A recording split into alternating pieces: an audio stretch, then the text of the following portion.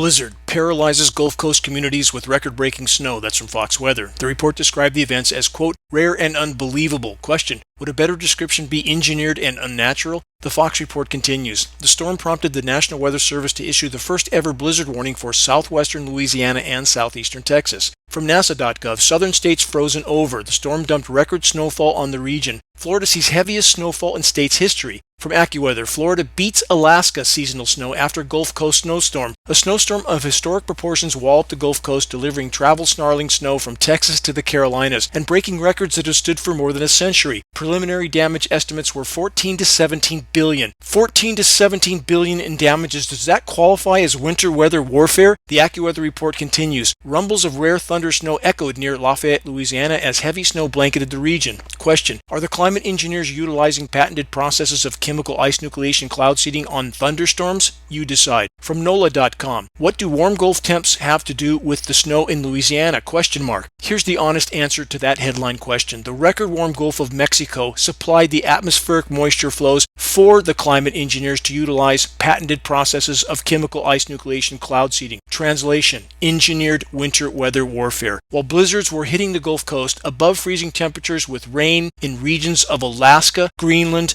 Iceland, and Siberia. What's wrong with this picture? Welcome to Engineered Earth.